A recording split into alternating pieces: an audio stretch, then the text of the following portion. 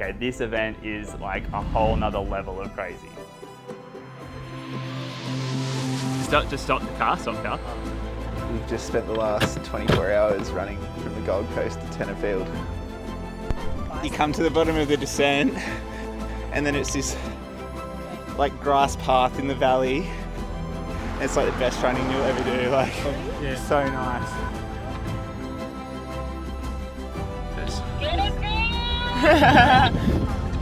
Big changes. How are we gonna 5:22, we've got 12k to go, bros. Oh, jeez. It was epic. Red Bull Race the Sun is a team of 6 ultra endurance relay. And basically what it is, it's a 345 kilometer run, 6,700 meters of elevation, and you have to start at sunrise and you have 24 hours to get to Tenterfield, which is 345 kilometers away before the next sunrise. To beat the sun to Tenterfield, you had to run 4:10 per kilometre average over the 345 kilometres, which on flats would be a big enough task, but given that we had to climb 6,749 metres, I knew that this was going to be a really, really tough challenge. Honestly and optimistic, I thought between 30 and 50%. I actually wasn't confident that we would get there. To be honest, I wasn't really nervous. I knew the team that we had, everyone was a very good runner. I was probably the weakest by a mile. Yeah. Drop me. Yeah. I mean, the biggest factor in a race like this wasn't so much going to be our fitness going into it. It was really going to be like the muscle endurance that we had in our legs and our durability and our ability to resist the fatigue that would build up into the 18, 19, 20 hour mark. As an endurance athlete, I guess it's mainly an individual sport, but this was big team environment, strategy, planning, logistics. It was a different ball game. So we start off in the morning, get down to the start line. It was awesome. It was super chaotic. Feeling awesome, to be honest. It's going to be a great day. We've got a really good team.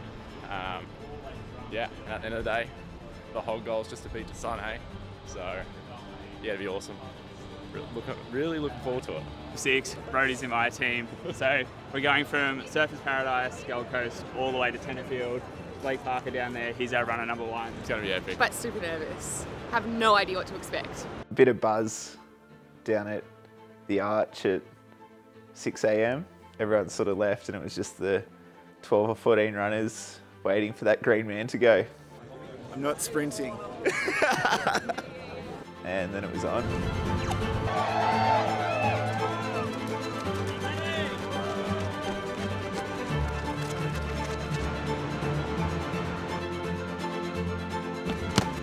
Dex, Sophie and I worked pretty well to get out of town. We've got 3 really, really good runners, probably our 3 strongest runners that are going to take us out of town before we start ripping into the 7, 10 and 12k segments. Let's go, Blake. Go, Blakey! Looking good. This is team tactics. So what I was saying to Shaine is that it's not so much, like we're never going to be out of breath. It's not that we're going to slow down because we're out of breath or we're full of lactic acid. It's going to be that we have muscle fatigue, right? Like it's going to be breakdown of muscle over that 24 hours. So what you need to manage is not actually breaking down your legs. Yeah. Second flight at the 20-hour mark, then we just... Whenever it doesn't seem possible we could win, we don't care about other teams. But if there's hope, we care about other teams.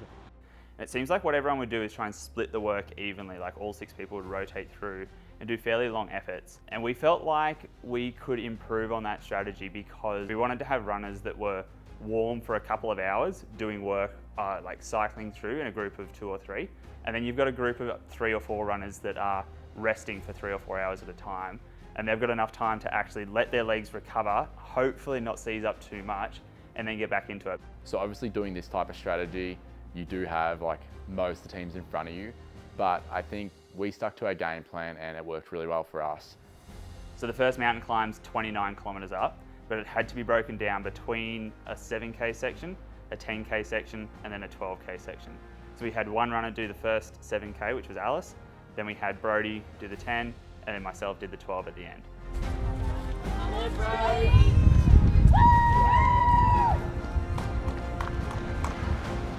And it was good it was windy because you couldn't actually see what was coming. Yeah. But actually, full respect to mountain runners, I was thinking about that the whole time. I'm this is actually wild. Yeah. All I want to do is stretch it out. How is the pace? How are you holding?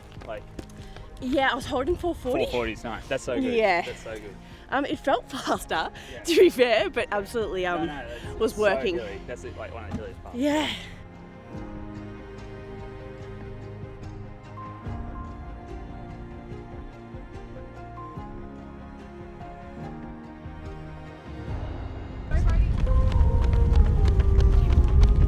Just keep ticking it, baby. We'll be right.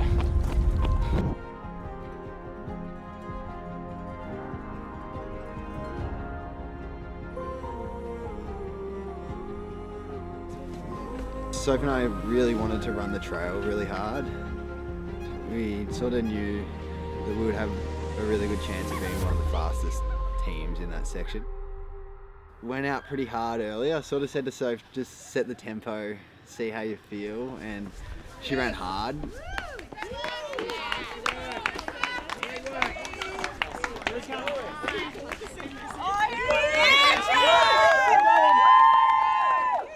Gnarly. Alright. Best for a while. How's everyone else? Good? Oh man. That's good. Mountain climbing, not really running. Nah, it's alright. It's good fun. Rest now and then back for another shift later. So we're probably ranking #1 in the non-elite runners. Yeah. I think the strategy is actually quite good because we haven't had all 6 runners rotating through fast. We've done the 3 runners got us out of town. 3 runners have done the long segments. And now those guys jumping on the trails. Like everyone's had a block of work and a rest and a block of work. So it's not been like other teams I think have been rotating through consistently, which means that they've all been working for like 3 hours, 4 hours now. Whereas each of us have only sort of had the one block of work and the rest of the time you rest. I think it's a better strategy because if you just go non-stop all day, you get injured. Like, imagine if you just warm up, cool down, warm up, cool down, warm up, cool down for 24 hours, that's going to have a huge toll on the body compared to warm up and cool down 4 or 5 times in a day compared to 60 times in a day, all right? Like, I think that's the better strategy, but we'll see. We'll see. It might go wrong.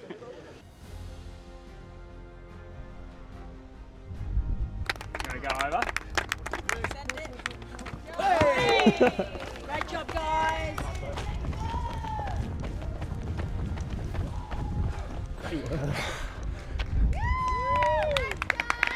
That was insane. That was so sick. Good job. Really hard. Really hard. Well done. Really well done. You come to the bottom of the descent and then it's this like grass path in the valley. It's like the best running you'll ever do. Like, so nice. Went like ham on that trail. They are scratched up. So fell over like 7 times. And they came out just absolutely frothing. Yeah, they would have the time of their life. Yeah. Feet up. Yeah. It's sick, like just running for more than. I know this sounds a bit much, but like there's a more purpose for the running rather than just like I'm going for a run to train for something. It's like it's a race and it's a team. Like you never get to like how often do we as endurance athletes get to do team sports? Yeah. It's really cool. Does it push you a bit more, you think? Because you're like, I gotta do it. Oh, it's just like, oh, here's this hill. Like, I'll just back off a touch, and then you're like, no, it's a fucking race. Like, you don't back it off. You got to manage it, obviously. You can't be dumb, but like, yeah, it's cool. Just something so different. Learning about everyone as the day started and finding out everyone's strengths and weaknesses and being able to relay that message back to them. They sort of put all their trust into me, so I was almost allowed to just call the shots and people would put full trust in me and listen. And I think listening to the feedback, if I made one or two small mistakes, that I think taking all of that knowledge through the day helped us move up in positions throughout the day. Just watching everything going on in the front car, like how chaotic it was. It was probably more impressive to be in the recovery car just to see. It was like poetry in motion. It was beautiful.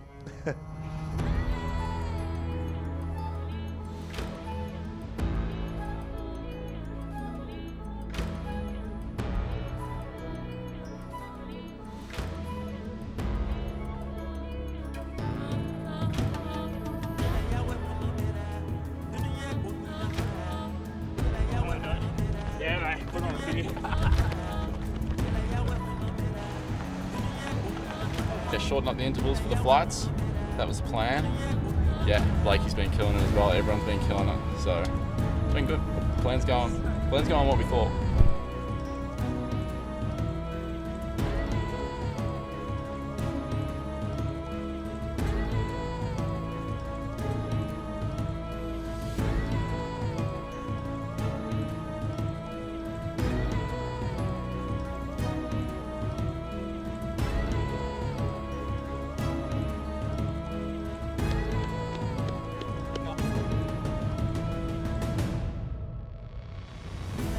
The trust aspect has to be very high. You have to trust each other that everyone's able to pull their weight and do what we need to do to beat the sun. I mean, if there's no trust, I don't think the team would have finished. Everyone was pumping each other up. Just, yeah, the atmosphere in the car was awesome. Team vibe was awesome throughout the whole day. It's a big group of people. Some people never met each other, but we all just bonded really well. It's very much like the actual team component of it was what got us across the line.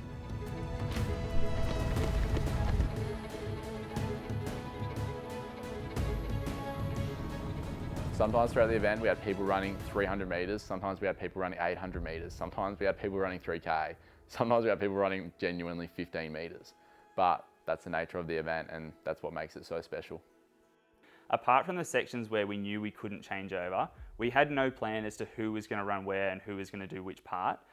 We just knew that our general rule of thumb is when it's flat, between 400 to 800 metres, when it's hilly, really short interchanges as fast as we can, because it's really easy to run uphill at 4:10 pace for like 100 metres. It gets really, really hard to do that for 300, 400, 500, 600 metres. So 12 hours in, vibes were honestly still high. I don't think anyone was down at this stage. Obviously we had a few people with really hard segments prior, so Blake, Sophie and Dec absolutely smoked their segments. And it was just awesome to see. So they're obviously having a bit of downtime and the rest of us are just working through, and you know, time just started ticking over. The probably first 12 hours went long because there was a lot of strategies involved and a lot of cars and everything like that. But once the sun went down, it sort of like helped us out a lot, and everyone just found a new gear. Quick changes, love it.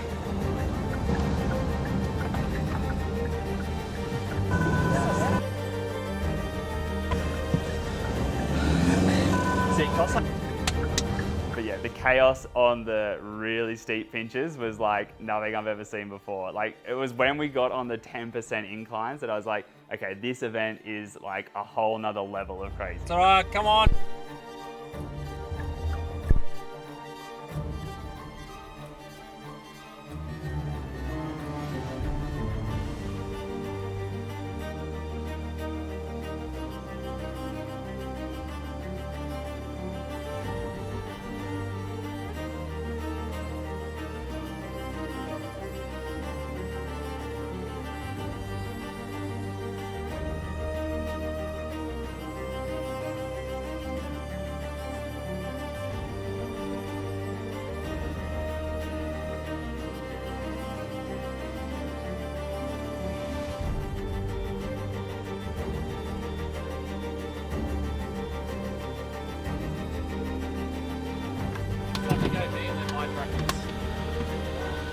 What did you drop? What we've got at the moment is a system of 3 runners, each doing really short intervals at the moment because we're on a really steep hill, so they're doing like literally 200 metres. But we have 3 runners working in a rotation of 3. Every 30 minutes, one runner jumps out and rests, and another runner goes in. What that means is even with Blake laying in the back resting after his 21k effort, that means that you have essentially 1 hour of work where you only run for 20 minutes because you rotate through with 3 people, and then 1 hour of rest. So you've got 1 hour in the cycle and then 1 hour of rest. And we do that for the next 9 hours, and then we get to Tenterfield. It's I think at the moment we're actually still on track. Get a post. Good. How was it? Yeah, good. It's good? Yeah, it's good. It's way better. Well, way better. Yeah. It was pretty chaotic. It was so fun to watch. But like, the thing is, if you're doing any more than like we were doing 10-second efforts. Yep.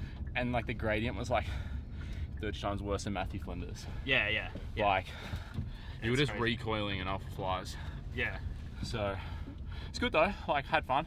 Yeah. It was more fun just jumping in the car. So, do you think we've just finished the top of that first climb? Yep. And then there's a steady, one more big climb, Okay. and then we're over the range. Well, we really want to capitalise, like, here. Here, Hard. is now. Yep. A lot of the guys like Dec, Sophie, and Blake especially had done these huge efforts early on in the day. I mentioned that we were aiming to do these 30 minutes on, hour in the rotation, hour out of the rotation. Brody ended up doing 6 hours in the rotation and letting other runners come through, right? So huge effort, and yeah, so the European import worked quite well for us. A team event in arguably one of Australia's hardest races is something that you'll never, or you don't really ever get the opportunity to do. And to have a team bond over that 24 hours and all unite is pretty special. Yeah, Lachlan and Brody did a big stint, maybe 5 hours from 1 a.m.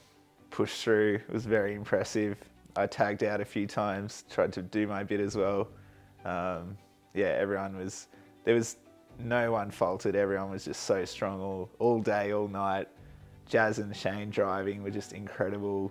Once those intense sections are over, you look down at the clock and it's 2 hours have gone by and it feels like 5 minutes because you're just on the go the whole time. At around like 2 a.m. I started feeling super queasy and body was shaking, but hit another Red Bull and I made it to the finish line and feel like a new human now. So Sometimes the temps were -4, especially through altitude. We've just done this really long block and a lot of people are feeling pretty sick and it's a really long event, right? And there's a lot of things in this event. It's not just running, it's nutrition, how are you gonna get there? How's the whole team feeling? How's the drivers feeling? Because they're doing a 24-hour stint and they did not change once. Like the drivers were absolutely phenomenal. Shaine and Jazz, couldn't fault them at all. Lockie started his shift at 12, I started my shift at 1. We've just backed up a couple hours together. We're about to back up another couple hours together. I think we did 5 hours together.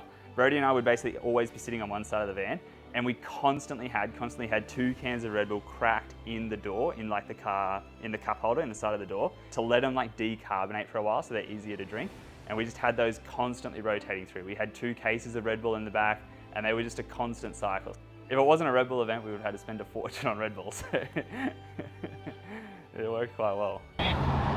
Are we on track? Are we not on track? We couldn't get any clear signals as to how far away the destination actually was, and then how fast we needed to run to get there. So all we were doing was just doing as fast at intervals as we could, right? That's all we could manage.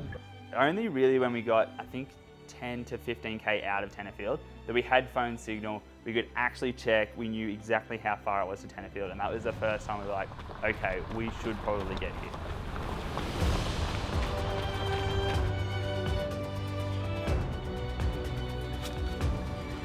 All right. Do you want me to change back in here? I feel okay.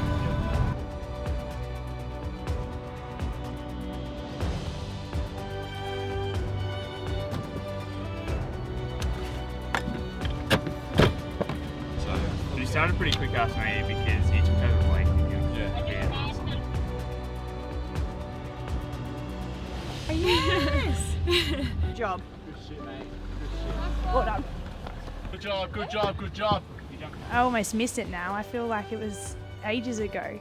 Very, very special because it was a whole team event, right? So for everyone to finish like that was really good. What we were able to achieve, because at the end of the day, you don't get many chances in life to do an endurance team event, and just, hitting that line was very special. Yeah, hobbling up that little last hill before Bad Manners was pretty special.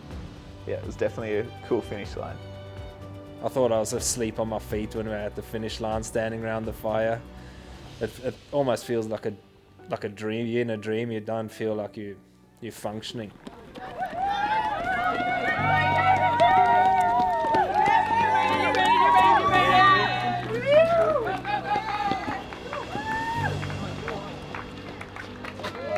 Very good.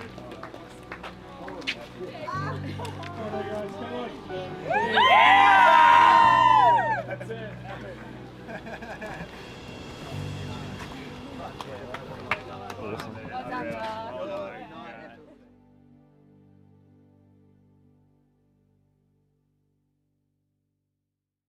The event is absolutely awesome. I mean, learnt what we have through doing the event. I think if we come back I reckon we'd go close to 45 minutes to an hour faster, just with a little bit of refinements in how the day played out. We lost a little bit of time, but yeah, I think it's an event to come back to.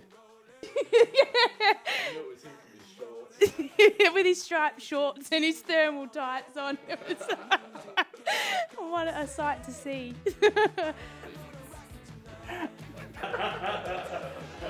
I turned the colour.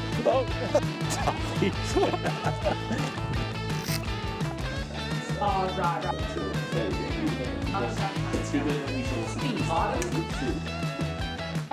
Actually, the Australians are. I've been good. And so yes, look at the hat. You've been opened. That's just like pride. Blake Parker, Western Suburbs Rugby League. You're on the Western Suburbs. I was too small to play football as a child.